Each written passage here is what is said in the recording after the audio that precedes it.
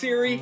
I'm looking for a new podcast, one that preferably is hosted by a UF Hall of Famer, one that airs every weekday that would bring me everything I need to know about the Florida Gators, including news, analysis, and opinions. Siri, is there such a show? Have you heard of PodUp with Matthews in the morning on Facebook, YouTube, Twitter, or any podcast platform? Oh my gosh, why didn't I think of that? UF Hall of Famer Shane Matthews has a show every weekday. I'm gonna go check it out tomorrow. Thanks, Siri.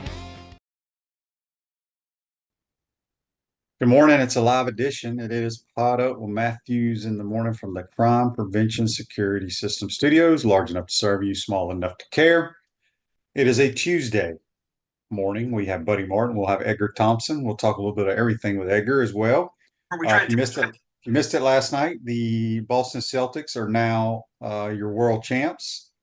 Congratulations to them. I didn't realize Jaylen Brown and Jason Tatum been playing together for like 7 years. I heard that. Yeah, I did not even know either myself, but I sure know it was a happy night for Al Horford. And the 18th battle they've been trying to get in Boston since I don't know how long, but it was quite a celebration. Congratulations to Al Horford and his family. Yes, for sure. Brad Stevens has done a phenomenal job building that team. So congratulations to them. If you missed it, Gators win in baseball yesterday, 5-4 over NC State. They will play tonight in another elimination game against the Kentucky Wildcats, 7 p.m. Eastern Standard Time, depending on the weather. I assume the weather's going to – I haven't checked the weather out there, but hopefully it'll be good. Buddy, good morning. You're on the Titan Moore Hotline, courtesy of Comfort Tent. What's happening? Good morning. Well, I'm just sitting here reflecting on a couple of things this morning, Shane. We talked on my show last night about this. Number one, Brandon Neely just rocks. We raved about Cags, and he deserves every bit, including the statue I recommended. But Brandon really has been, he has been impressive. He's been dominant. He's been enduring. He's been their go-to guy at the bullpen. He's got that octopus wind up that's so. If I'm a batter, I don't know where it's coming from. But boy, he loads it, and he gets that fastball on you so fast you haven't got time to think about it. He's so good on the inside corners, and with even with 3-2 counts. So we talk a lot about Cags, and we talked about the home run last night that put him in the position that went 5-4. But we got to remember that Neely saved the day again. Yeah, for sure. I know you've been look. Everybody always has this talk about the greatest baseball player of all time. Obviously Cags is one, if not the guy. But somebody sent me a text, buddy, on the Titan MR text line, because I guess he heard us last night on your show. Mm-hmm. And it's from William. William wants to know, buddy, I do agree that Cags is one of the greatest players of all time, but you can't build a statue of a kid who's still in college. Not only that, he didn't even win National Player of the Year or even his Conference Player of the Year. So how can he have a statue this soon? Well, obviously, he didn't read the column close enough. He not understand. Of course, I know you're not building a statue of him today or while he's in college. You mentioned it last night, Shane. Probably if they're going to do it, it'll be 5, 10, 15 years, whatever. My point is to illustrate what you said a long time ago, Shane. You're the one who said it on my show and yours numerous times. He's the greatest college baseball player. He and Brad Wilkerson, you said, you've ever seen. Well, I've come around just watching him perform to agree with you on that. And I say, well, if he is the greatest player, and look, anytime you say greatest of anything, there'll be an argument. I could go back and talk to Jack Nicklaus over anybody else, whatever. But when you say greatest, you get in that zone. I understand it. But my point was about the process, and we kidded Jeffrey Meldon about it last night. If you wanted to have a baseball player, a statue player, he is certainly worthy of consideration, and should he be considered for it? It's to begin the conversation. That's why I did the column on, and that's why I want to salute him. What could have been his last game, turns out it wasn't, Shane, largely because of his home run, which was unbelievable. That big 3-run homer, which put him on top. So, yeah, okay, you're going to disagree. That's okay, fine. That's just my rhetoric to get the conversation started. Is he or is he not statue worthy? I don't know. You're welcome to your opinions. No, I think he definitely is. I just thought it was interesting. I didn't even think about this, but the gentleman that text said he wasn't even the Conference Player of the Year. But you know what? And I know he got screwed on a Golden Spikes deal. He needed to be. Well, he should be in that. I agree. Of course. So if you're going to go back on that, I mean, don't tell me because somebody decided in this group of people. My eyes and my many years of experience tell me what I need to know about a ball player. And I pointed out last night, he not only is unbelievable and average, has tied the Porter's record for home runs, as it's a pitcher. He is what Texas A&M, what's his name, Schlossnagle, the coach said, the greatest defensive first baseman of all time in college baseball. That's pretty stout. So think about that and remember when he's gone, what a great player he's been. On YouTube, brought to you by Quality Plumbing, Smoky Gator says Sully needs a statue and the field named after him eventually. I would agree. That is assuming he doesn't leave for Texas. He's not going to Texas. Well, I assume the Texas job's open because somebody else mentioned to me the other day that Schlossnagle, who went from TCU to A&M, right, could be going to Texas. Oh yeah. But so I'm assuming the Texas job is open. But let's disconnect Sully's phone, whatever service, AT&T or Verizon or whatever. Let's make sure people can't get in touch with him. Good idea.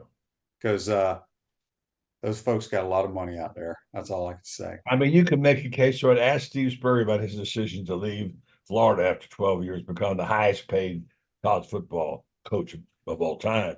And what he thinks of it now. He wishes he hadn't done it. Yeah. Cag says, I'll never go to a job for money, he said. Again. Joseph says, Cag's got left off the Golden Spikes. The Golden Spikes finalists all got left out of College World Series. None of them are there. Yes, of course. No. And Barone 71 says, Jack's like Rex Grossman. They got spurned of the award they earned and deserved for BS reasons. Rex did get screwed. I mean, Jack, I don't even know who else is up for it, but Rex was the player of the year in the Southeastern Conference. Mm-hmm. I guess the kid from Georgia was the player of the year. Conlon, right? Yeah, Charlie Condon. Huh. Yeah. So anyway, Greg's question here on Facebook Live brought to you by Melon Law Buddy. I don't know if you saw this yesterday. I was going to bring it up. He says, what do y'all think about Les Miles suing LSU? Yeah, I guess that keeps him out of a lot of halls of fame and stuff because of those wins. It's all he's got left. It's all he's got. I don't really know the whole situation there, except I know that obviously he did some wrong. By the way, a whole bunch of other coaches did too. And I don't know, in a court of law, it seems like they can reverse anything anymore, including a national championship, I guess. So what do I think about it? It's his right to sue. If he thinks he was wrong, have at it. Yeah, I don't know if Les Miles is a Hall of Fame coach.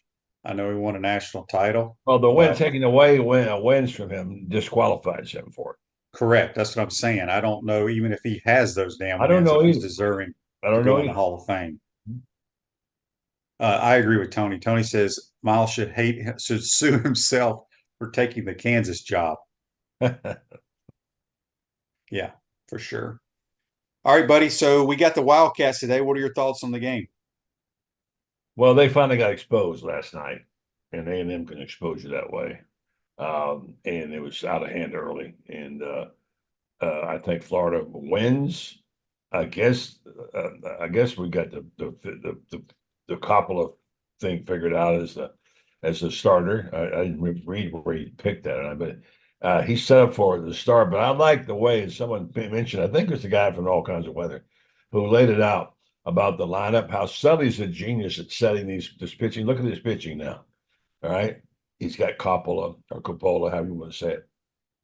And then he didn't use Luke McNally at all, who's really a nice young arm. He's fully rested. Didn't use Fisher Damerson.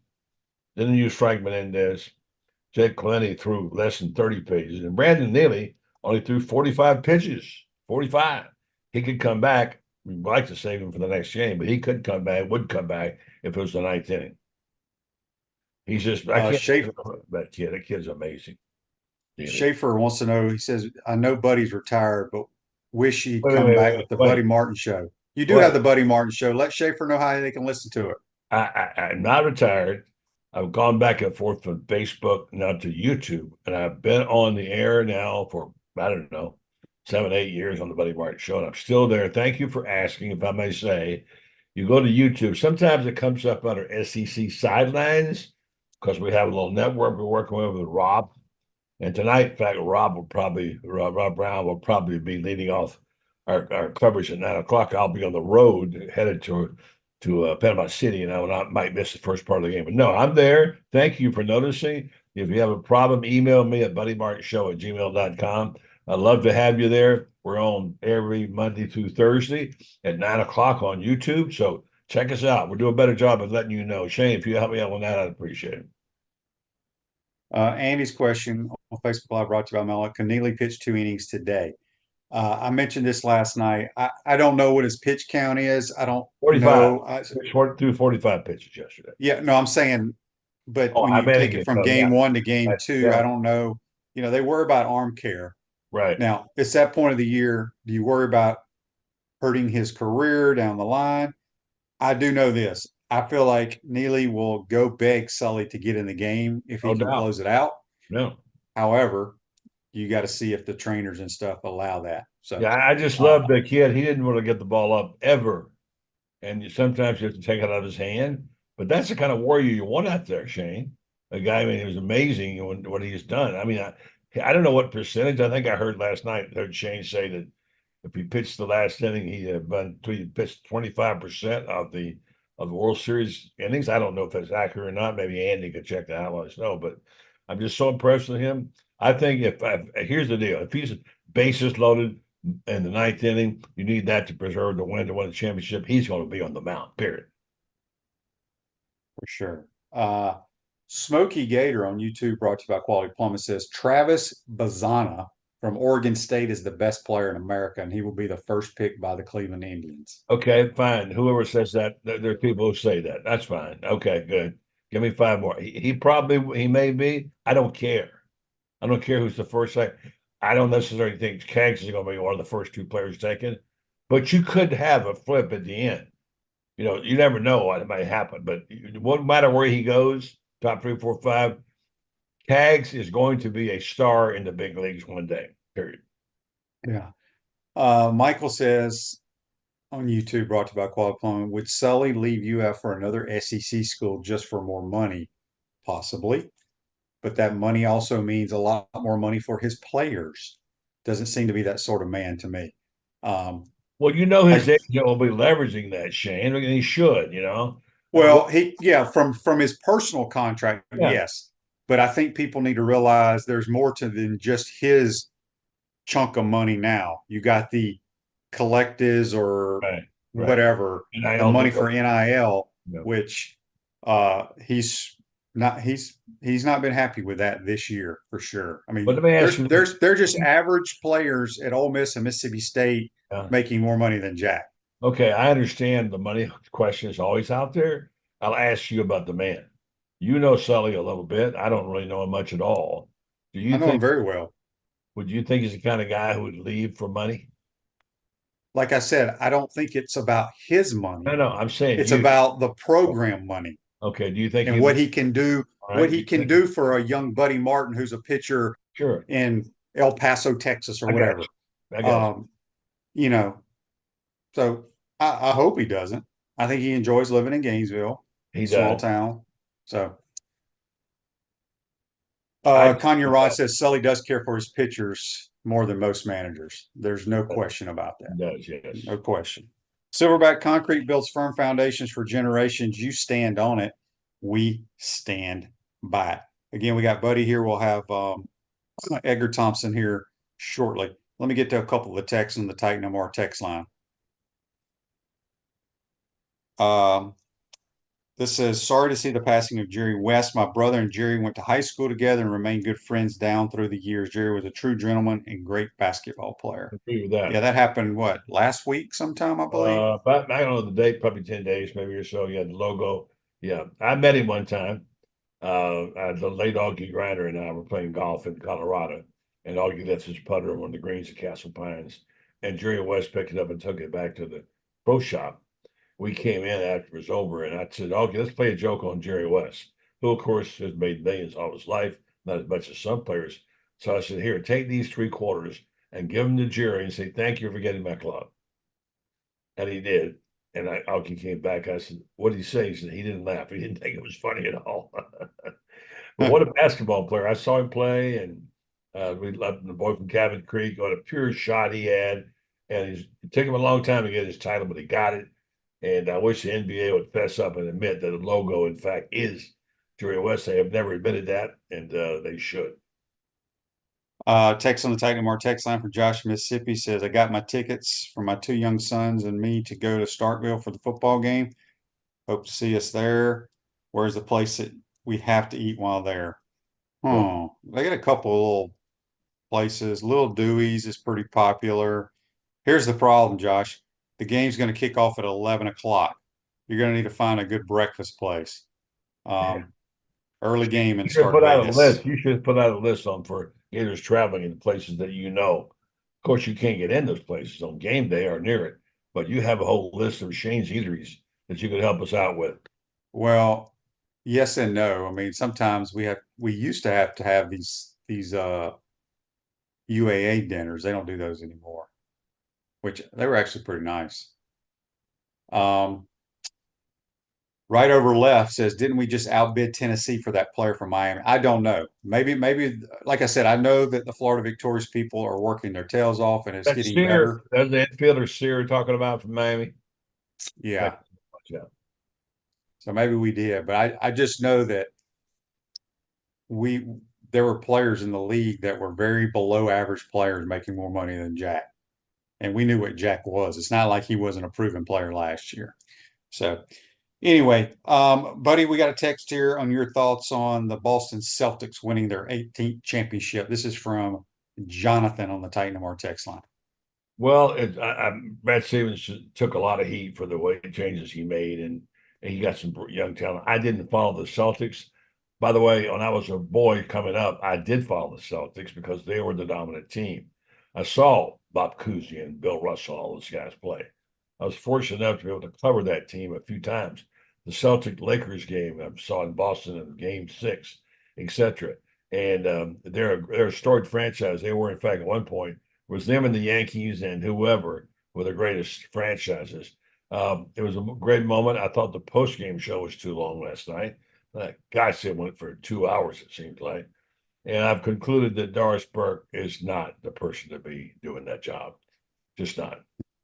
JJ. AU Gator wants to know, could Cags pitch if needed today? No. I think you've done, regardless of what the Gators do from this point forward, I don't see Cags ever pitching again. I think that was his last pitching outing you'll ever see Cags do. I don't know if I agree with that. He ain't pitching at the next level. Oh, I mean, he could pitch again here if they go win a game. I think his arm's hurting. Could be. Well, he won't go in if he is, but he could pitch if he's not hurt. Yeah. Andy wanted to know, do you think Luka Doncic is the Dan Marino of the NBA? Can't win the big one, huh? He's only 25 years old. Really? He ain't Dan Marino yet. He's a hell of a player, too. Yeah, Luka is very, very good. He is so crafty, it's fun to watch. Smokey Gator says he seems to have a dead arm. Shane is correct. Yeah, I don't see him pitching at all. He had no velocity. He was barely getting it to 90 miles an hour. So just I mean, look, he's not a pitcher. I don't think he's a pitcher. Doesn't need to be. Hey, you know who was a pitcher who went back to the minors? You ever heard the name Stan Musial? I know it's ancient history. Yeah, Stan Musial, Cardinals. Yeah, they sent him back as a pitcher and came up in the minors, the Cardinals. And they converted it to a first base and outfield. How did that work out? Pretty nice. Somebody went away here wants to build statues of the 04s now that Al Horford has it. Some kind of record. We'd have statues all over the damn campus, buddy. Well, you should get in the statue business. But do something else. I don't care. You don't have to be a statue, a plaque. I'm sure the commemoration business.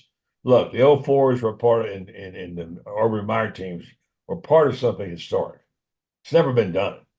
I don't know how you commemorate that, Shane, but somewhere ought to be. I mean, I say statue, plaques, whatever you want to call it. So, I mean, they got a whole plaque up for Tim Tebow's promise, which is great. Sure, I mean, that's the business of the athletic part. I'm sure all that's been covered. Shane, you're not going to mention Rory's mea culpa last night? coming back Well, on. I was getting ready to get to golf. Go ahead, give me your thoughts. No, I just know if you saw, I want to retract anything I might have said negative about him last night because we had a discussion about, you said it's okay if you didn't want to talk, and I said no, it's not, because the great ones have taken the bullets like that. I've seen them stand up, Greg Norman, Jack Nicklaus, etc., after a bad, terrible day, the worst night, and take their questions. And Roy kind of ducked out, and he did do that, but he came back and he made a statement last night. And when he said, talk about how disappointed he was, and he said, Bryson DeChambeau is just what golf needs right now. And I think he's right about that. So I give him props for that. Give him, for his mea culpa. I feel bad for Rory. That's got to be painful. He'll have to work through that like all the great ones have had to do. Yeah, I said golf is the most uh, difficult sport because it's just you. And when you get demons in your head, man, it's hard to get them out. Yeah, really. But Rory will be back. He's too good of a player, and just because he missed two little short putts, that it's not like he's got the shanks or the yips. Right, right. Speaking of golf, this day in sports brought to you by Campus USA Credit Union. Put some star power to work in your financial life at Campus USA Credit Union.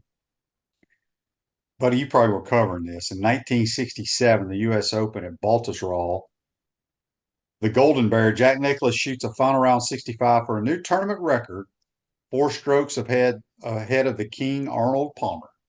As a matter of fact, I was covering it. And I seem to recall Nicklaus hitting an iron off 18, like he did so time to protect her, to win. I was at that event. It certainly was. Yes, it was quite an event.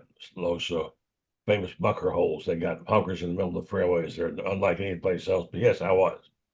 I just want to mention Patrick Harrington's comment last night talking about DeChambeau and about how good he was. Nobody was able to stop the ball quicker with their irons. And Bryson, he said he actually got a little unlucky with a few of them stopping short of the back nine. And then as for his mate, he said Rory McIlroy, his Irish buddy, was dominant all week, as good as he ever has been. A couple of missed putts, like you said, Shane, on treacherous greens should not stop him from taking many positives from the U.S. Open. Agreed. Yeah, Roy will be back. Too good of a player. But it was phenomenal. Just outstanding watching those boys struggle. And that's what it's all about in the U.S. Open. It should be the hardest golf tournament in the world to win. And they made it. And like you said, Bryson was outstanding. Tony says on Facebook Live, brought to you by Mel Law, not sure why people are so hell-bent on seeing Roy answer, "Did you choke?" 50 different ways from the media boys. That's not the point. You're missing the point. No one asked that question like that. It's you fans who asked that question.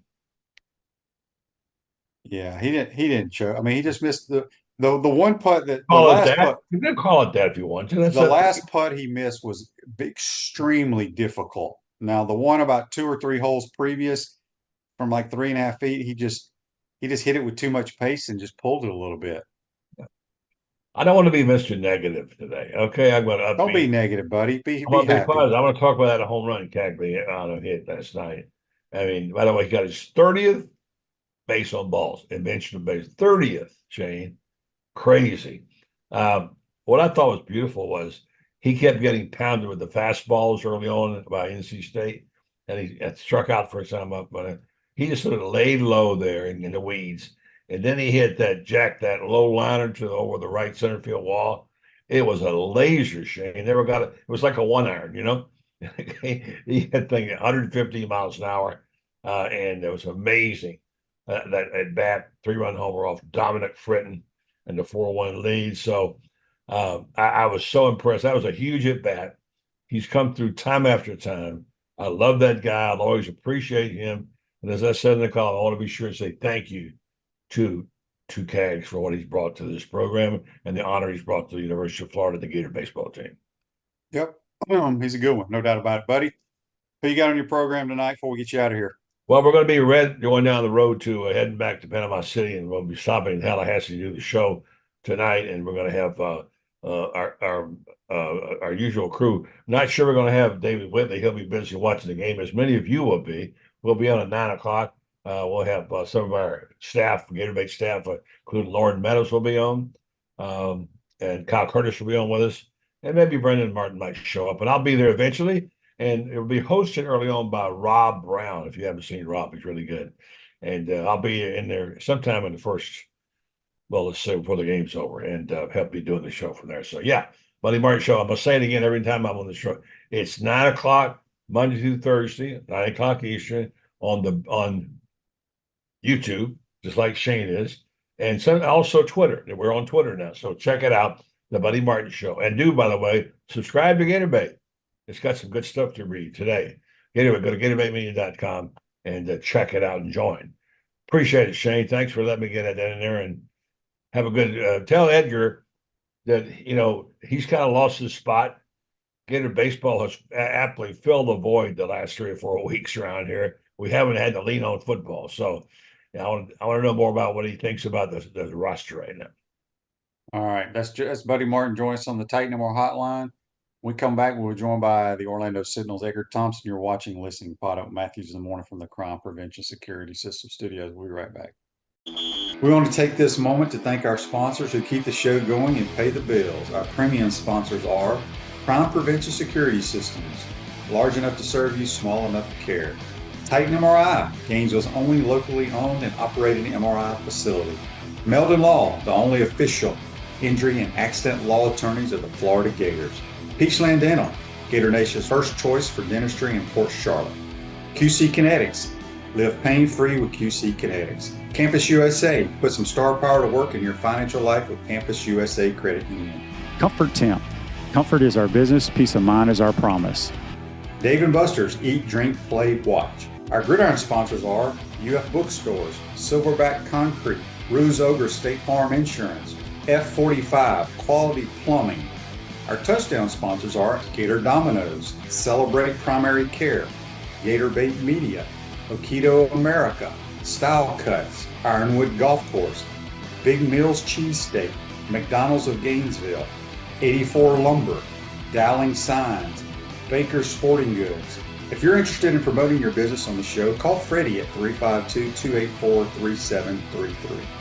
If you like what we're doing here, make sure to follow us and support the businesses that support us. Pro football legend Emmitt Smith understands your joint pain. It does not surprise me that there are a ton of people out there that's in pain. That's why Emmitt is such a proponent of QC Kinetics, offering real lasting joint pain relief with non-surgical, all-natural biologic treatments. Whether it's a joint pain, ankle pain, shoulder pain, neck pain, back pain, hip pain, any kind of pain, the body eventually will break down when it's under that much stress. That stress can cloud your judgment to the point that you'll just say yes to the scalpel or yes to another prescription of pain pills. But maybe it's time for a second opinion from QC Kinetics. The reason why I would recommend this is because the natural biologics that QC Kinetics is providing you gives your body a chance to naturally heal itself. Restorative, regenerative solutions are here. Get lasting relief and live your life. Call QC Kinetics, 352-400-4550. That's 352-400-4550.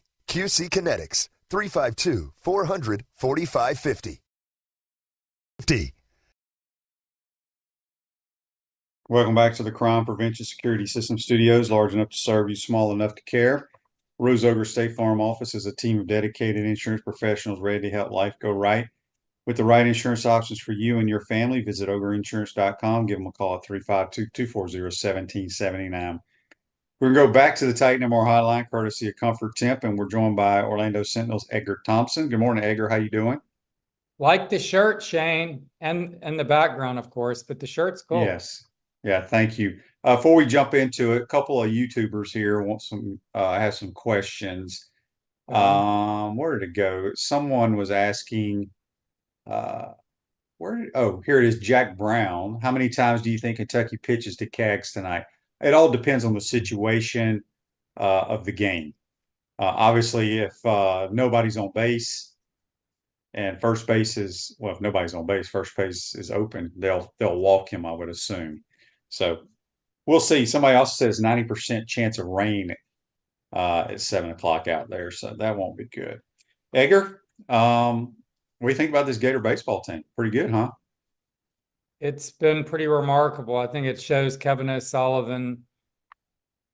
You don't rule him out, even though things haven't gone that great. Last year obviously was a great year, but prior to last year, a lot of shaky postseasons. I think he's made up for a lot of that with this run.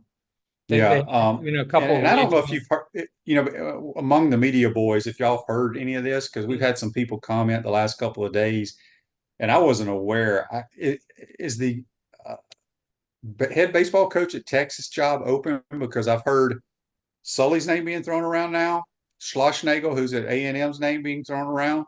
I didn't even know the job was open.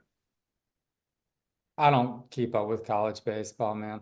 Okay. Well, damn. I mean, I really don't. However, in 2016 in Destin, that was a big topic. The Texas job was open.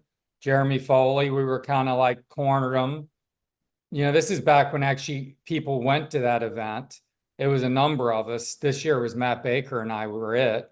And Jeremy's like, he ain't going anywhere. And then next thing you know, 10-year deal, paying him $1.2 million annually, which, I think he extended maybe now on that deal. Anyway, Kevin O'Sullivan has had some rough postseasons prior to last year. This looked like it was going to be one of his worst teams, and now it's been a great story. So that's where I was going with that. So, but go ahead. I was going to tell you my research staff here, who is Dan Bond and Andy, says Texas coaches on the hot seat, has not been fired as of now. Good to have a research team. I need one of those. Yes. What I was going to say, though, about the Kentucky thing is, again, I don't do a ton of college baseball. The Gators are good. They're popular. They're covered very well by some other media guys like Nick Delatorre, Jacob Runner do a fantastic job. Kevin Brockway's a big baseball guy. They're all out there. I'm not. I try to spread the wealth a little bit more and maybe zig where other people, are zagging. So I've been writing on other topics. Softball, I did a good bit. Parker Valby, I've written a bunch about now. Some other sports, right? Golf. Okay, I do a bunch of different things. However, I was at the Kentucky series because I was working on a story on Jack, talking to his folks. I spent a day watching the game with his folks, or a bit of the game. Great people. You can see why he's such a stand-up kid. He's just a good kid, right? He's just a really nice young man. And you can tell why. His parents were fantastic. And then the next day I was out there, wanted to observe them. Well, his dad's nowhere to be seen. When the kid pitches, his dad's pacing like everywhere. The mom, though, was around. Anyhow, they were walking him a bunch that Sunday game. And his mom was even, who isn't very out front on him, was booing them a bit, which was funny. And everyone was booing Kentucky. And here's the other thing about Kentucky. They do a lot of stuff, man. They'd call timeouts. They're doing all this stuff. And after that game, and Florida won, they had walked Jack, I think, to load the bases, was it, I believe? And he just said, it's just bad baseball. He just called out Kentucky, which was great. And he also just said all their junk that they do, they just try to get in your head, man. So it's going to be a very interesting game because there's history here. And I don't think Florida likes Kentucky, and I'm sure they don't like Florida. So this is an intriguing matchup. Yeah, and I know Gator fans get upset when he's intentionally walked, but if there was a player of Jack's caliber on the opposing team, we'd be doing the same thing. The object is, I hate intentional walking. I agree, but it's no different than in football. It's like gimmies. It's like gimmies, which we're going to talk about in a minute. Yeah, but it's so different than in football when you have a unbelievable pass rusher or a corner. You either double or triple team the guy so he can't affect the game, or you never throw that guy's way. It's no different. I promise you, if Kentucky had Jack Caglione on their team, Sully would be walking them as well. They did throw it. How much did they throw at Dion, for example? Not much in the pros. Okay. How But much what I'm did, saying is, how it's much just did they run away from Lawrence Taylor? a lot. All the time. Yeah, yeah. Well, those guys still impacted games. Lawrence Taylor is still the greatest defensive player of all time. Well, here's Changed how the game you make them completely. pay is And go look at Deion's numbers. I mean, when they won the title, the 1 year he was in San Francisco, he had 3 pick sixes and won the defensive MVP player of the year, and they threw away from him. So you can Yeah. still impact the game. Well, yeah, yep, for sure. You can't do it when they're intentionally walking you, unless you want to Well, jump across you the can when they plate. intentionally walk you, because then you change the game, because if the guys Oh, behind you do their job, you just made their coach look like an idiot for loading the bases. You all right, follow what I'm saying? I stand corrected. Good Yes. point. Okay. I want before we move on, softball. If people miss this, softball is picked up. I saw a couple of softball publications that are going to have the mighty Gators, the Lady Gators, probably as the preseason #1 team because of what they have coming in, what they have coming back. They got another stud pitcher who is transferring from Coastal. She was the player of the year. I can't remember what league it's in, but we're having another pitching coach change, which surprised me. Are you familiar with that at all, Edgar? I'm not. It doesn't surprise me. We're hiring a lady who used to be the pitching coach at Alabama. I can't remember her name. I think Dobbins, who was here for this past year. The word is she wants to spend more time with her younger kids. But we got a new pitching coach. Tim's doing great. So he's got some good girls coming in. We already knew that. But So the transfer is a stud, supposedly. okay, I don't know about it. I've actually hadn't been on Twitter a whole lot. I was telling you before this, I've been doing a bunch of preseason football stuff. I spent all weekend with the US Open kind of on and just grinding on preseason Gator football stuff. I know this roster a lot better than I tend to know the rosters going into this. I mean, I always know it, but I'm much more intimately familiar with this roster. What I'll say about the pitching coach is the woman who went to Oklahoma, I believe, right? Is that it? Rocha? Oh, Jen Rocha? Jen Rocha? Yeah, she's been gone. Well, I know she has. And what's been gone since she left is great pitching. They haven't had a great pitcher here since Barnhill. Now, Rothrock has a lot of upside and potential, and she was quite good as a freshman. But she's been dealing with this compartment syndrome in both her calves that she needed surgeries on in early 2023. You know about all this. We talked about it on here, I think. And she lost a lot of velocity as a result. And she needs to make the next step and regain some velocity and to really become a dominant pitcher, not just a very good pitcher, if they're going to win a national title, is all I'm saying. And maybe this Coastal Carolina girl is going to help them do that too. But they lose Skylar Wallace. Question is, can Camille Williams move from second base to shortstop where she played? I don't think she can. No. Okay. So here you need to replace that huge hole. But other than that, you got a just stud lineup. You're loaded all over the field. And they bring back, Otis and Erickson and Falby and Reagan Walsh and a lot of other players. The third baseman I really like a lot. They got Ava Brown. I mean, they got a lot of great players. So it's going to be a very good team. Yeah, it is, and he'll add more. More girls will be going in the portal here soon. The top pitcher in America from Stanford is in the portal, which people are raising hell about. Edgar, I want to get to why? Because these people. You can get a Stanford education, but she's going for the money. She'll probably end up at Oklahoma. Real quick, I want to touch on golf, and I want to talk to you a little bit about Gator football. I mean, you're a big golfer. I feel terrible for Rory McIlroy. Bryson was outstanding, but we've all missed those short putts. The last putt, as I mentioned earlier, was extremely hard. The ones a couple like on hole 16, he just pulled it, hit it too firm. Just your thoughts on the U.S. Open. I loved it as hard as it was. That's what it's supposed to be about.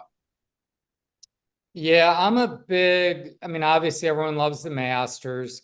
I do really enjoy the British Open because its uniqueness, and I love that style of golf. and just had the privilege of playing a bunch of that golf, as we talked about on here when I went to Ireland. Really love all that. Early to watch though, which makes it hard. But God, after seeing this US Open, I'm kind of a US Open guy, man. It is just, I love it on the razor's edge. It's one reason I love covering Bay Hill every year. Arnie, that was his ethos, was make it as hard as possible. And Bay Hill plays harder than any course on tour, regular tour stop, and it always creates drama. And that's what we got. I'll tell you this, like I mentioned, gimmies, people giving away 2.5 foot putts, man, stop. They don't happen in my group. You put everything out. They're eminently missable. And Rory McIlroy, look, love the guy. I covered him in 2011 when he won at Congressional. He was 22 years old. He was leading every round. The leader comes in every day. He sat there for 20 to 30 minutes every day after his round, held court, and it was refreshing every day. No cliche answers. No, like I'm giving 100%. I'm just focusing on the next shot. He is such an incredibly impressive guy. And this was at 22. And he is still that guy. I'm gutted for the guy. He's gutted. He's taking time off from the game. I mean, he's so gutted. He'll be back for the British and for the Scottish next month. And we'll see how he handles it. But I mean, the guy gagged, man. I mean, you can't miss a 30-inch putt. He hadn't missed one in 496 this year, and then misses the biggest one of the year. And that putt on the last hole, man, was way too tentative. I mean, he didn't hit it with enough speed. It went right across the hole. It was a brutally hard, testy 4-foot slider. Nobody wants that. But, you know, he had 2 tufts of grass that got him on the 15th and the 18th. He had a bad drive on 18. He had an iron go over 15. And he striped it, but it didn't have enough height on it. He did not find a tuft of grass for, what would it have been, 69 holes or 68 holes, and then he finds 2 of them on the last 4 holes. Yeah. It just was buzzard's luck, man, and Bryson stepped up. I'll tell you, last thing, so 2016, I'm covering Bay Hill. Last group on Sunday, or not last group, paired together on Sunday, and a meaningless pairing was amateur Bryson DeChambeau and Rory McIlroy. Rory sank a 22-footer on the 18th hole to beat Bryson 65 to 66.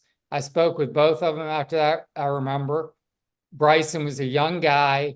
Rory was, you know, at the time a superstar, as he still is. And he says he's got a bright future. He played with him in Dubai 2 months earlier, Rory, and Bryson had shot 64 the day before and shot 78 playing with Rory and was chipping like terribly. And Rory says he's already improved his pitching and chipping immeasurably, because after that round, the 78, Rory even said, I don't know, I was wondering if he could do that with those single length clubs he plays. Everybody knows he plays the same 6-iron length, even on his chipping and flop shots. It's very awkward. Rory questioned at the time, and then he's like, I'm thinking he might be able to figure it out. And Rory beats him that day, and Bryson loved it. He's like, man, getting in the, you know, the fire with this guy who's the greatest player in the world and doing that. So think back, that's 8 years ago. Now Bryson's short game is incredible, and he beats Rory by 1 this time. So just interesting. When you're around sports, as long as I've been, you get these little kind of cool experiences like that. And then Bryson in 2021 went to Bay Hill, and he was all bulked up. Remember, he got huge, like a damn linebacker. Yeah. And he hit a 379-yard drive over the lake, and he was putting on a show, and he won that week by 1, and it was phenomenal. Now, he's just an entertainer, man. He's fun. And I know people don't like, he's kind of weird. He's a little arrogant. He's evolved quite a bit on that front too. But the guy puts on a show, man, and Rory does too. And it was just a great final round. It's one of the better, you know, tournaments you'll ever see. I agree 100%. It was such good golf. Live a healthier lifestyle with our bold, flavorful smoothies and our amazing food. Tropical smoothie. When you eat better, you feel better. We got Edgar Thompson here on the Titan More Hotline, courtesy of Comfort Town. Real quick, Dan says Layla Lamar coming in will probably be our shortstop. I agree. And Pro Throw is not related in any way, the wide receiver to the new pitching coach. I don't think so, Tony. That was pretty funny. All right, you guys are dug in on the softball. I like it. Well, only because I mentioned it. I probably shouldn't have mentioned it. But all right, Edgar, just kind of give us an idea of what you did while you watched the U.S. Open about the Gator football team. Oh, I just did positional breakdowns. It's just busy work, but it's busier than usual ever because Billy carries 50 walk-ons. So you're having to figure out who these guys are. They really, and a lot of them preferred walk-ons, which is interesting. For example, Cormani McClain, we talked about, he's the obvious one. You get these guys, you give them NIL, they can pay for all their expenses, and then they're like basically a scholarship player. So it's using the system in a way that probably wasn't necessarily intended, but it's smart. And I like it about Billy that he's doing things like this now that I don't think he was. And Florida's NIL has been lagging. We know that. They will argue otherwise. It has. I don't think there's any evidence pointing that it wasn't behind. It clearly was. Am I wrong? They've been behind on NIL. They're catching up and maybe have caught up. I'm not positive. But they're getting guys now. Look at the spring portal, scores he had. They had as good a spring portal season as anybody. I was listening to your guy Brent Beard last week talking about if you take portal and signees, they have the number 7 class. That's pretty impressive. And so he's done some good work, but it's a lot of new pieces, tons of new pieces. And the walk-ons aren't going to factor as much. I mean, McClain might, but he's got so many new faces and so much new staff. Okay. How does that all fit together cohesively in such a short period of time is what I would ask you as a guy who's watched teams, churn on teams, whether it was at the NFL level or here with the Gators. It's a lot of churn to make it all fit against a very difficult schedule where you get Miami to open, Texas A&M in week 3, and then it just ramps up from there. Well, I think there's always coaching. Personally, I had a lot of coaching changes whether I was in college or in the pros. I didn't think two seconds about it, quite honestly. Well, you did. I think to nowadays these kids get so attached to their coach that there's an issue when the coach leaves or what have you. With all the additions, I think it's good. Look, we can all sit here and say what we want to say about the record and all this. We have not had great talent here. And that has been proven by the National Football League that knows talent. Okay. When you only have one guy drafted from the University of Florida who was a transfer, there's a problem. Okay. This is going to be his most talented team, in my opinion, that he's had here. So you had to add. I agree with all that. Yeah, he had to add new players. I look at the schedule different than everybody else. I don't care how hard it is. On paper, it's hard, but I firmly, in my heart, believe we're a better football team than the first 5 teams we play on the roster. I mean, on the schedule. It should be. And I only look at the schedule and I say there are 2 teams that on paper and on the field are better than we are. And that's Texas and that's Georgia.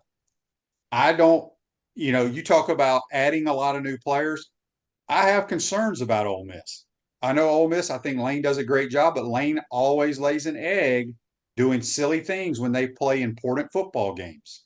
They can't beat those Georgias of the world. That's a long way down the road by then. Right. But what I'm saying is, I'm just talking about their season. Determined. But they've added so many new players.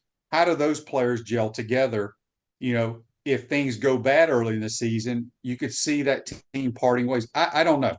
But I don't worry about the schedule. Point. And Billy creates a pretty good culture. I know that sounds very cliche, and I'm not in the locker room, but it definitely seems that that's a strength. Yeah, and I think Lane does a really good job with that too. But my point is, everybody talks about how hard the schedule is. Not hardest schedule in America. I get it. We don't know how hard that schedule is I'm going to just be we until we don't, run out of the tunnel Shane, and play but those teams. you know Miami's going to have talent. I don't think Mario Cristobal. I mean, all you got to do is look at Georgia Tech. So last year, Well, here's the thing. A&M's got a new coach, but it's got Yeah. a very good quarterback and got talent. So I don't know, man. I'm just saying it's a Well, they've lot got of to come to moving our ballpark. parts to bring together quickly. That was just an observation. It's not even a criticism. It might No, be a I'm just strength, saying as you say. we have to beat Miami. If we do not beat Miami, it's going to be tough. But I've watched Miami play for the last 6, 7 years. I don't think they've been very good at all. Now, the only reason I think You've been watching the Gators? well, we haven't been very good either. I've said that. Yeah. But there's a difference. Our bad football and their bad football, we're at least playing in the Southeastern Conference. They're playing in the awful ACC. Okay. I totally It's agree. awful. It is awful. Okay. Well, it's why The Florida only State's reason- record last year, a lot of people were like, Florida would have won 7 games in the ACC. Yeah, yes, they would have. Now, the only reason, in my opinion, that Miami people are excited about the Miami Hurricanes this year is because of Cam Ward. Now, Cam Ward is a very talented quarterback. Cam Ward has never, ever in his football playing career going to play in an environment like he's going to play in on August 30th or whatever the date is. Okay, ever. 31st. 31st. He has never played in a place like this. I don't know if he can handle it. We'll see.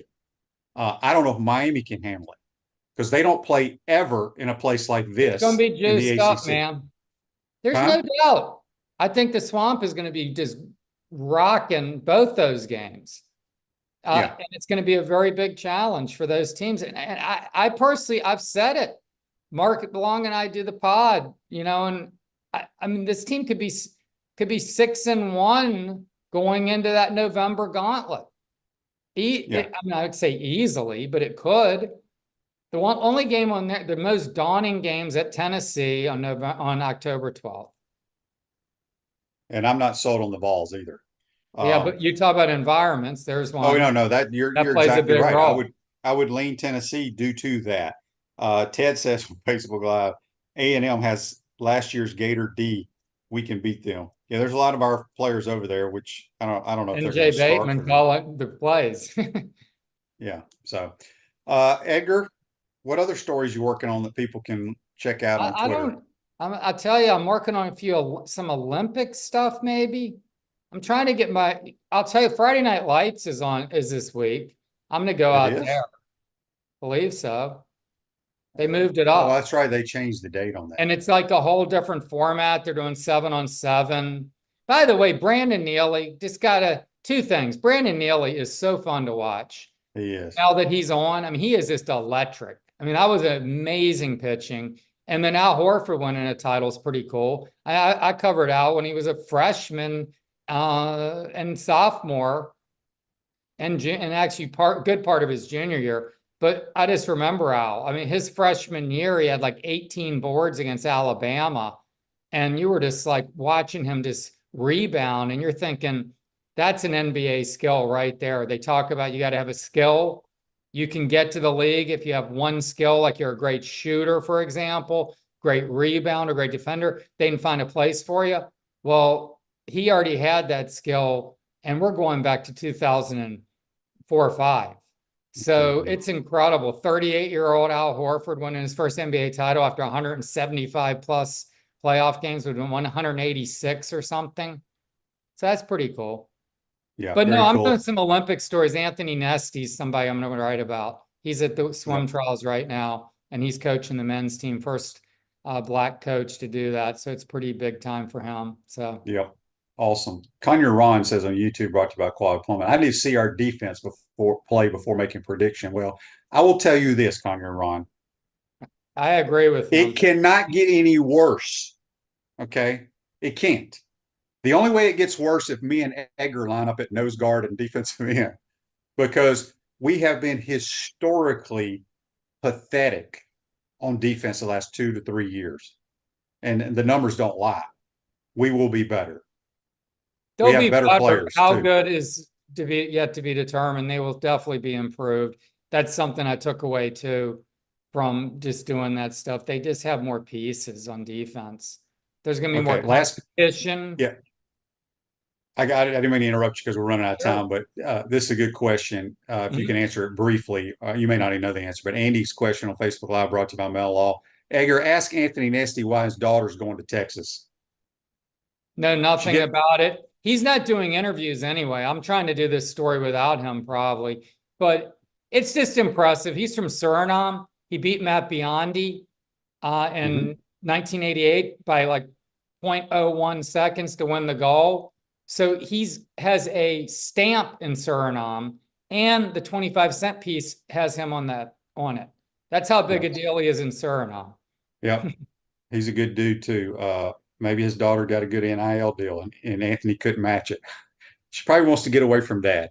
Yeah, true. Edgar, good stuff as always. We appreciate your time, my man. Thanks, Shane. That's Edgar Thompson from the Orlando Sentinel. Joins us on the Titan More Hotline, courtesy of Comfort Temp. Hope everybody enjoyed today's program. Gator baseball, 7 o'clock tonight, weather permitting, and hopefully we'll be talking about another win tomorrow. Take care, folks.